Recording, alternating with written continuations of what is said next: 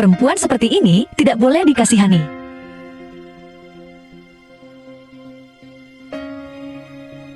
Kakak Chen, tolong, siapkan air mandi untukku. Sangat menjijikkan bertemu sesuatu kotor tadi malam. Surofan, jangan berpikir Long Xiao akan mencintaimu. Kamu hanya alat pelampiasan saja, punya di luar sana. Ketika Presiden terkejut menemukan istrinya yang dibencinya ternyata bekerja sebagai pelayan di restoran. Jadi, dia ingin mendekat dan bertanya, tapi temannya menariknya ke samping. Memintanya untuk mengamati dulu baru bertanya. Melihat istrinya dengan serius membersihkan meja, dan tangannya penuh dengan kapalan dan luka. Ini membuatnya tak bisa tidak mengubah sikapnya terhadap gadis itu.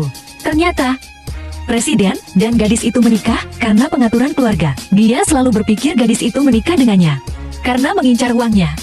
Tapi sekarang dia benar-benar tak menyangka gadis itu lebih memilih menghasilkan uang dengan tangannya sendiri daripada meminta uang darinya. Saat itu juga, seorang pengemis datang mendekat. Bos yang dimintai uang malah dengan tidak sabar ingin mengusirnya. Namun gadis yang baik hati itu berlari mendekat, membantu pengemis tersebut duduk di kursi. Lalu berkata kepada bos bahwa pengemis itu adalah kerabatnya. Dia bahkan menggunakan upah kerjanya untuk membelikan makanan bagi orang tua. Itu sanksi. Iyo yang melihat kejadian tersebut mulai tertarik pada gadis itu. Saat gadis itu menemani orang tua makan, dia dilihat oleh seorang wanita dari meja sebelah. Lalu, dia berkata kepada suaminya, "Orang ini kotor sekali. Sampai aku kehilangan nafsu makan." Bos, kenapa di toko ini, semua yang kotor bisa masuk? Gadis itu tidak suka melihat mereka menghina orang tua. Dia langsung berdiri dan memarahi mereka. Tidak boleh memperlakukan orang tua seperti ini. Mereka juga akan tua suatu hari nanti. Kalau berani menghina orang tua lagi, tidak akan dimaafkan. Wanita licik itu ketakutan oleh keberanian gadis tersebut. Tanpa sengaja minuman di meja terjatuh, mengenai pakaiannya. Lalu, dia menuduh gadis itu sengaja mengotori roknya. Dia bahkan mengatakan kalau roknya itu merek terkenal. Wanita licik itu ingin balas dendam pada gadis itu, bersiap untuk memerasnya. Begitu berbicara, dia langsung minta ganti rugi 30.000 yen. Padahal gaji bulanan gadis itu hanya 3.000. Di rumahnya, masih ada ayah tua yang sedang sakit parah. Dari mana dia punya uang untuk membayar suami? Wanita licik itu berkata karena gadis itu tidak bisa membayar. Kalau begitu, sujud dan minta maaf pada mereka. Orang tua di sampingnya melihat situasi itu dan segera memohon belas kasihan kepada mereka. Semua ini karena dirinya, dan dia tidak ingin membebani gadis itu. Jadi dia ingin berlutut dan meminta maaf sendiri. Namun gadis itu segera membantunya berdiri dan meminta bos untuk memberikan gajinya sebagai ganti rugi. Kemudian, dia hendak membawa orang tua itu pergi. Namun wanita licik itu masih terus mempersulit dan meminta gadis itu berlutut dan meminta maaf hari ini agar mereka bisa pergi dari sini. Gadis itu marah dan menuduhnya, "Jangan terlalu semena-mena." Mulutnya masih keras juga. Tanya sekali lagi, "Mahal atau tidak?" "Berisik."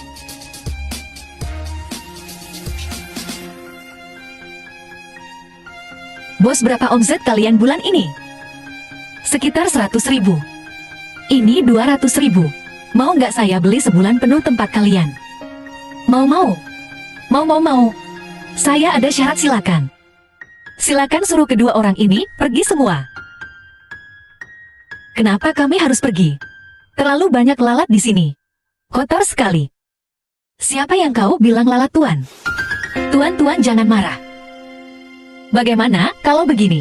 Siang ini, kita akan kembali." Pria itu merasa dihina oleh presiden dengan uang ini. Membuatnya kehilangan muka marah. Dia langsung mengambil botol anggur untuk menyerang presiden. Namun dia langsung dilempar ke kursi. Pria itu dengan marah, segera memanggil bala bantuan. Sekelompok bos geng segera datang. Bos langsung melihatnya. Itu adalah wakil presiden dari grup Bima. Karena seluruh jalan ini adalah milik grup Bima. Selama si botak berbicara, toko kecilnya tidak akan selamat. Jadi dia mulai memuji si botak. "Siapapun yang melihat kakakku harus menunduk." Iya, lihat mereka. Mereka tidak berani bicara. Hahaha. Si botak dengan sombong memerintah lagi. Presiden direktur hari ini harus berlutut dan meminta maaf kepada pria itu, serta memberikan kompensasi sebesar 10 juta. Baru dia akan mempertimbangkan untuk memaafkan. Jika tidak hari ini, kakinya pasti akan dipatahkan. Tapi presiden direktur sama sekali tidak menganggapnya serius. Mengatakan dia bahkan tidak menganggapnya sebagai manusia. Si botak yang mendengarnya marah dan menyuruh anak buahnya untuk mengajarinya pelajaran. Namun tak disangka, saat itu, Presiden Direktur grup Tianma tiba-tiba datang. Begitu datang tanpa bicara dua kata, langsung memberi pria botak sebuah tamparan besar. Memarahinya sebagai bodoh. Tidak bisa melihat status Yu-nya. Dia adalah Long Xiao. Long Xiao. Long Xiao. Maaf Long Xiao. Bos besar, siapa itu Long Xiao? Apa yang perlu kita takutkan? Grup Tianma, kita sangat kuat. Bodoh grup Tianma dibandingkan dengan grup Long. Tidak ada apa-apanya. Tolong tunjukkan belas kasihan. Jangan jual saham kami tolong. Jika dijual, kita akan hancur. Orang di bawah sini tidak mengerti. Siapa yang menyinggungmu? Hajar dia habis-habisan. Istri saya digigit anjing. Kamu bilang bagaimana? Kamu adalah Nyonya Long.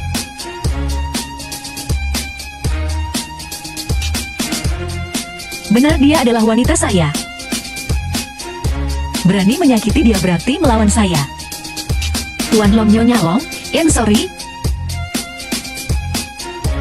Aku salah, aku benar-benar salah. Semua gara-gara dia. Ini semua salah dia. Kamu bajingan. Kamu lelaki atau bukan? Aku hajar kamu. Bajingan. Aku melahirkan anak-anak untukmu. Dan kamu memperlakukanku seperti ini. Berani-beraninya kamu memukulku. Dasar perempuan gila. Kamu menggigit orang di luar sana. Dan masih berani membantahku. Aku salah, aku salah. Aku bunuh diriku sendiri. Menaklukkan kembali seperti raja. Orang yang sombong karena kekuasaannya. Kau mau bawa aku kemana? Kau mau bawa aku kemana?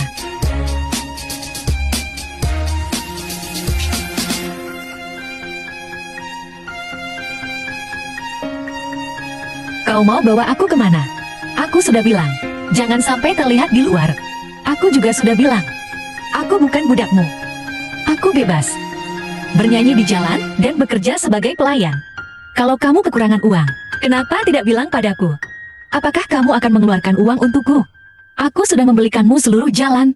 Kamu lupa itu untuk dirimu sendiri.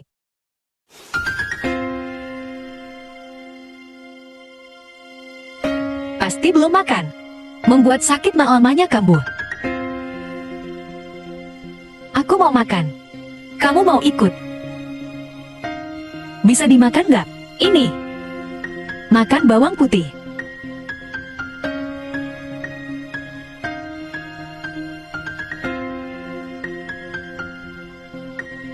Saat ini, seruling bulu adalah pusat hatiku.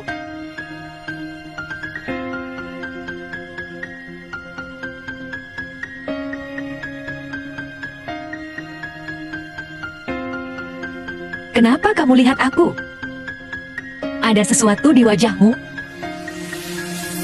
Biar aku bersihkan untukmu.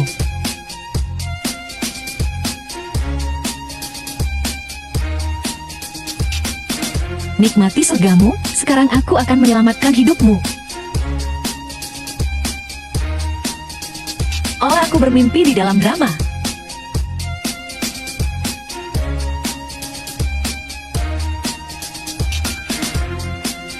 Tidak, ini tidak boleh.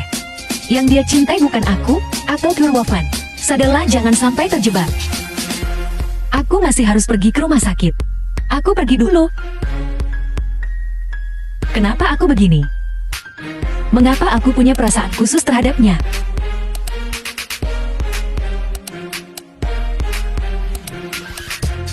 Ada seorang pria di lantai atas yang membayar biaya pengobatan ayah Kurwovan. Apa? Perawat katanya seorang pria berpakaian mewah. Ternyata kebersihan luarnya hanya pura-pura.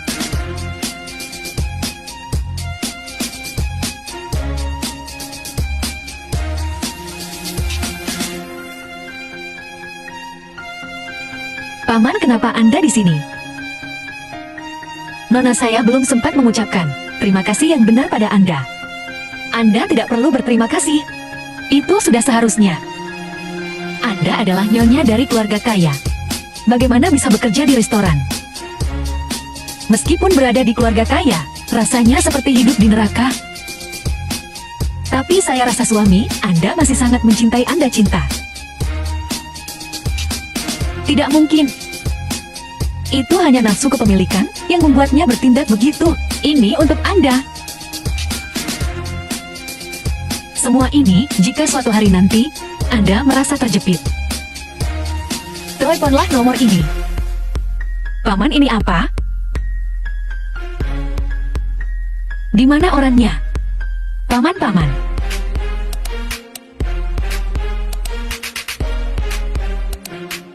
Ternyata semuanya sudah direncanakan Churwofen. Kau bajingan.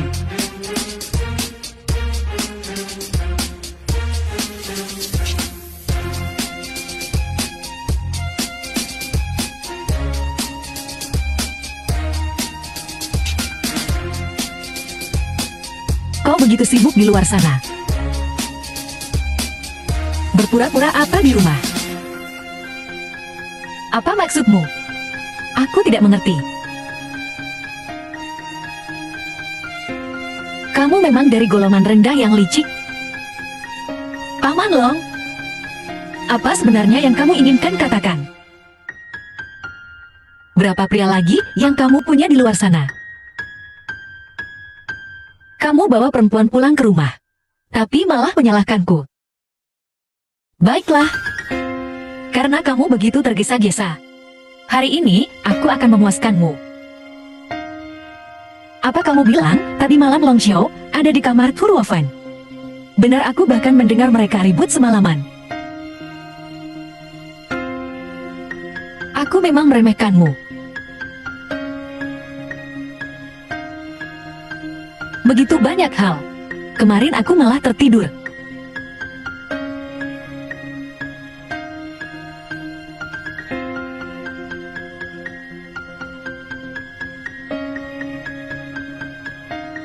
Oke. Ini.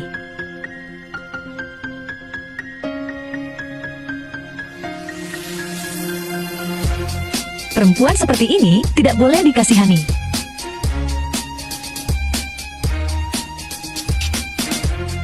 Kakak Chen, tolong siapkan air mandi untukku. Sangat menjijikan bertemu sesuatu kotor tadi malam.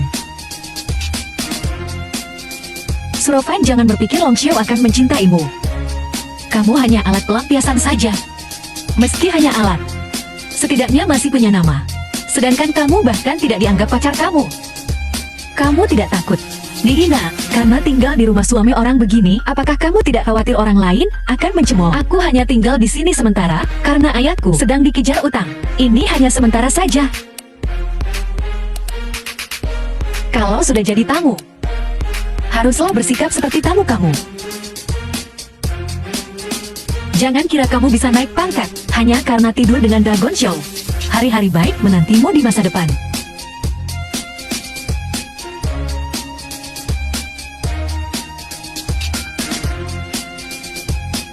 Lepaskan HMPH. Ada apa dengan kalian berdua, Longsen? Dia memukulku. Hai MPH Churwofen. Apa maksudmu dengan Ji dewasa? Dia datang ke kamarku untuk memprovokasiku. Kenapa kamu masuk ke kamarnya? Tuan Long adalah pelayan katanya. Dia melakukan hal-hal yang tak patut dilihat di dalam kamar. Jadi aku ingin menyelidiki. Apakah kamu hanya mengada-ada? Apa yang kamu lihat? Aku melihat dia di sana. Di sana.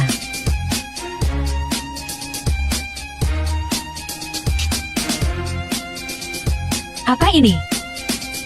Ini aku tidak tahu. Ini adalah ilmu sihir yang kami gunakan di desa, khusus mengutuk musuh. Menggunakan apa? Tak heran aku belakangan ini selalu mengalami kecelakaan. Ternyata kamu yang mencoba menjebakku. Aku tidak masih membantah. Ada saksi dan barang buktinya Churwofen. Aku tidak menyangka kamu begitu jahat. Long Xiao, aku tidak. Aku benar-benar tidak melakukannya. Tuan Long, aku berlutut dan minta maaf padanya. Aku tidak melakukan apa-apa. Berlutut dan minta maaf pada Nona Chin.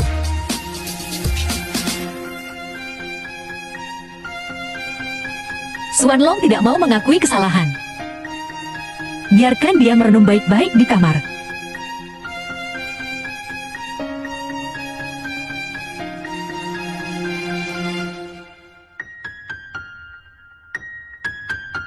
Di atas, hah?